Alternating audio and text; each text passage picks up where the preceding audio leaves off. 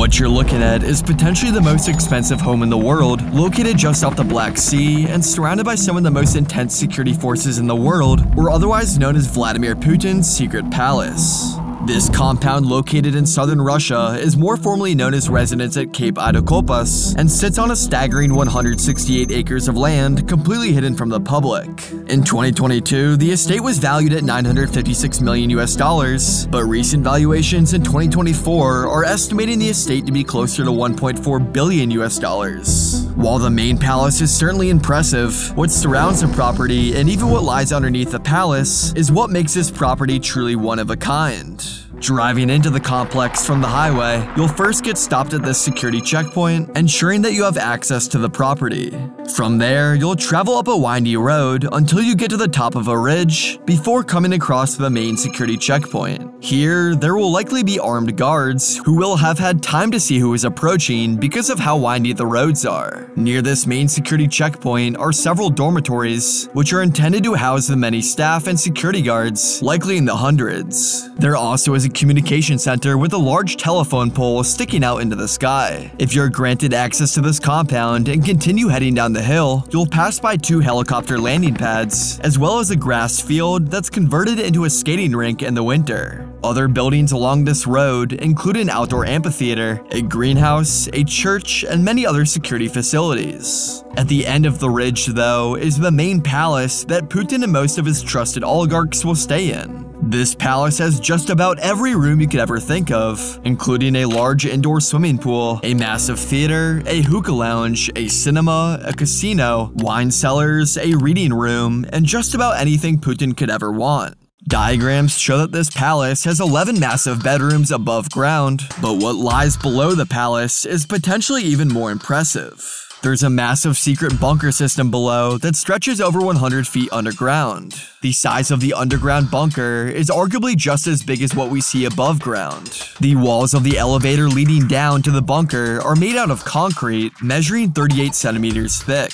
These walls were likely designed to be able to withstand a nuclear attack. Inside the bunker are many ventilation shafts in the case of a chemical attack that could put poison into the air. Additionally, there's a fresh water supply, sewage system, and even a fire prevention system. Underground, there's 2 long tunnels that lead to the Black Sea in the event that Putin would need to be able to escape. You can even see the exit to these tunnels along the cliffside. Along the Black Sea, a stone barrier protects Putin's massive boat dock that could store any of his yachts, or even Russian military vessels that could be used in order to escape. There are multiple security posts along this beach that keep out the tourists vacationing in the nearby town of Gelendzhik, Russia. It wasn't until September of 2020 where suspicion started rising regarding who owned this estate. In order to hide the fact that Putin often stayed here, the land was leased to a firm that officially owns the residence through 2068. This firm says that they are leasing the property for scientific purposes and conducting research on outdoor activities like hunting and fishing. The actual owner of this firm is a Russian oligarch and one of Putin's closest allies, Alexander Ponomarenko. Nobody would ever know about this estate if it weren't for an anti-corruption foundation that has been going after Putin for years. This foundation is known as the FBK. The FBK was founded back in 2011 by one of Putin's political rivals, Alexei Navalny. Putin has repeatedly played it off like this palace doesn't belong to him, so the FBK have been trying to send in media teams to investigate the property for years. The media teams were never granted access, so Navalny and the FBK were forced to look for other options. They wanted to fly a helicopter over the property, but found a chart that showed the area was included in a Russian no-fly zone. No aircrafts were allowed between ground level and 13,000 feet in elevation over this property. The FBK wasn't going to be able to take a helicopter over the property unless they wanted to be over 13,000 feet up, so instead they sent in a drone to get a closer view of the estate. With this drone, the FBK was successfully able to capture never-seen-before footage of this estate. In fact, the FBK ended up releasing a detailed report of all of Putin's homes scattered across Russia that the rest of the world never even knew belonged to Putin. Another one of these properties that wasn't uncovered until 2021 sits on a peninsula overlooking Lake Valdai. This property sits on roughly 80 acres of land and is surrounded by water on 3 sides. To enter this property, you need to travel through the front gates, where many security personnel await. You can see the large walls that separate the civilian life from the heavily secured Valdai residence. On the other side of the entrance are security barracks that house the residence's security and staff. Further down the peninsula are several helicopter pads, which are likely how Putin travels to this residence. When Putin is at this residence, there's a no-fly zone that's imposed so that aircrafts can't become a threat. There's also said to be Russian Federal Security Service agents that swarm the dense woodlands surrounding the property, as well as the banks of the lake, making sure that no boats are on the lake when Putin is in town. Ironically, further down the road is Putin's boat marina, where there's several yachts floating there awaiting Putin and his staff. There's several large mansions nestled in the woods of the peninsula, along with very private sport courts that could be used for soccer and tennis, for example. Many of these residences in the woods and along the lake are used by Putin's close friends and family. If we travel towards the southern end of the peninsula, this is where we can find Putin's main home, right off the bank of the lake. This mansion takes up 38,000 square feet and has some extremely luxurious rooms. There's an indoor pool and spa, several beautiful bedrooms, including one for Putin's ex-wife, grand staircases, study rooms, music lounges, and several different dining and living rooms. There's also a secret playground in the woods for Putin's kids to enjoy. Then if we move down some more, we can see that there's a Chinese-inspired pavilion for Putin and his family to enjoy. It's likely that this Chinese pavilion is used for either guests coming from Asia or simply as a tea house for Putin and his family. Putin also has his own spa complex on this peninsula where Putin can enjoy massages, mud baths, and even receive beauty treatments in secrecy.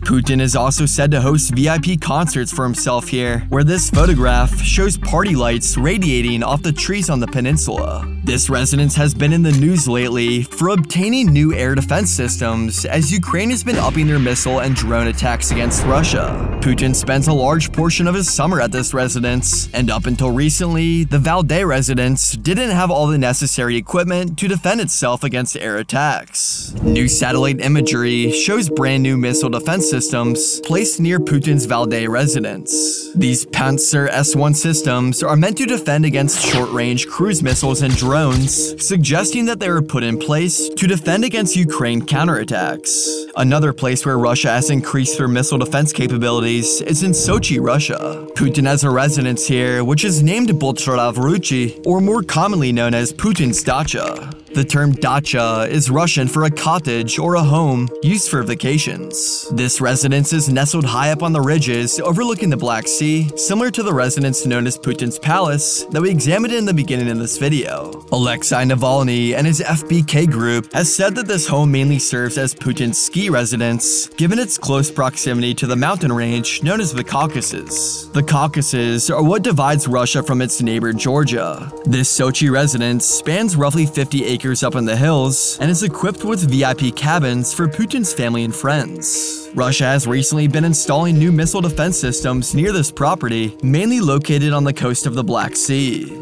There's not a ton of information about this property, mainly because Putin only comes here once or twice a year. A property of Putin's where he stays extremely often, though, is closer to Moscow. Putin spends the majority of his time here, given its close proximity to the nation's capital, Moscow. However, Putin doesn't even travel into Moscow very often, given how bad the traffic apparently is. Putin does have other modes of transportation available to travel out of this residence. There's a train station less than a kilometer away that can service Putin's 22-car bulletproof train. Additionally, there's 2 helicopter landing pads, one being just on the other side of the river. An architect who was working on the estate in 2021 claims that the residence has a 6-story reception building with an ice skating rink, as well as a private hospital for Putin and his family. Putin actually stayed here for the vast majority of the COVID pandemic, given how close he was to some of Russia's top doctors. There's 18-foot tall walls that surround this estate, along with security cameras that are placed 10 meters or roughly 33 feet apart from each other. When other world leaders come to visit Putin in Russia, he usually invites them to come meet him at this residence. In 2002, George W. Bush and his wife Laura met Putin at this residence, as well as Barack Obama back in 2009. When Putin does rarely travel into Moscow, he's able to stay at the Kremlin Grand Palace. Since 1991, the Grand Kremlin Palace has been home to the President of Russia, which from 2000 to 2008, and then from 2012 until the present, has been Vladimir Putin. The Moscow Kremlin is a massive complex of 15 buildings, 20 security towers, and more than 1.5 miles of walls that are up to 21 feet thick.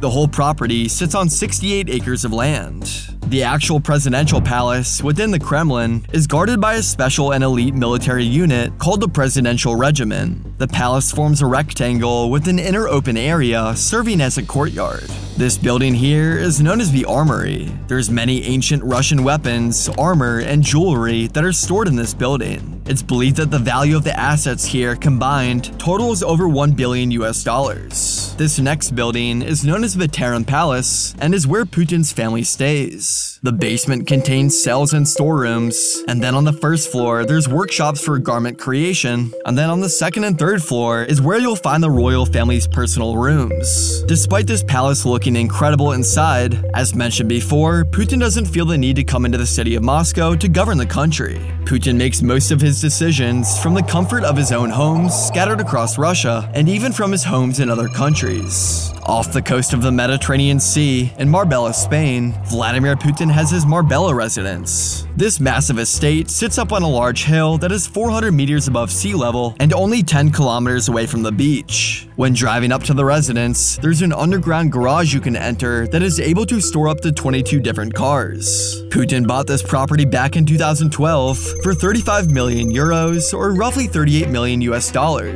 When Putin originally bought this property, he had a construction company knock down the house and immediately begin building a brand new one to fit his style. Towards the front of the property is a grape orchard. Putin hired a crew of workers who were instructed to turn these grapes into some of the best wine that Spain has to offer. This residence has a 45 feet by 18 feet long pool that overlooks the Mediterranean Sea, along with a full gym, spa, cinema, and even a private champagne bar. This wouldn't be a proper residence of Putin's without several layers of security. Towards the front entrance of the property, there's 2 guard stations that likely have at least 10 guards in each. There's also believed to be an underground bunker at this property that features a high-tech panic room, as well as a control room able to direct the Russian military. A number of people have tried flying drones over the property, to which most of them have been shot down by Putin's security team. Ever since the Russia and Ukraine war started in 2022, there have been worldwide sanctions placed on Russian oligarchs and Putin himself. Many Russian leaders have lost their homes in European countries, including Spain. However, despite these sanctions, it's believed that this residence still belongs to Putin in 2024, given his security detail still guards the home. Additionally, in the Spanish property registrar, the person who owns the home still has the initials VP, which obviously coincides with Vladimir Putin. A whistleblower who used to work at this Marbella residence said that Putin would hire nannies to watch over his children at the home. Putin would have these nannies sign confidential agreements, but gave them tips of over £1,000 to make up for it. Putin always wanted nannies with a university degree and wanted them to be over the age of 45, so that the male guests wouldn't be attracted to them. Another home that Putin often visits in the summertime is located just 30 kilometers from Russia's border with Finland and along the shores of the Malahalty Bay.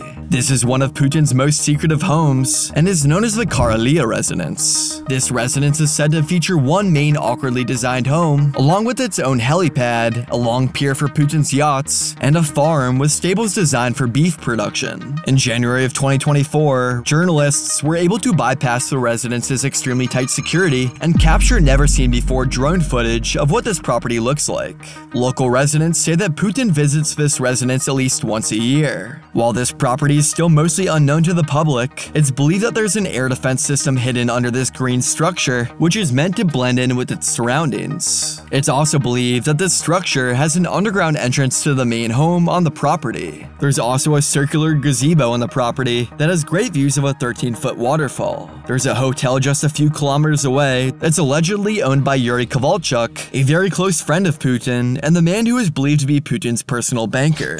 Kovalchuk is said to manage all of Putin's properties, most notably Putin's palace on the Black Sea and his mansion along the water known as the Valdai residence. When Putin actually visits this residence, the local security guards get replaced by the Russian Federal State Security Force. The neighboring islands all get blocked off, and the property gets covered with electric fences. Sneaking into this property, or any of Putin's properties for that matter, is nearly impossible. When Putin isn't staying at these properties, he usually invites other Russian leaders to live in these residences. Many people don't even know who these other leaders are, especially the leader who controls the central bank of Russia. This leader is known to be the most powerful woman in Russia, and you can find out exactly who she is and how she became Russia's most powerful woman in this video right here.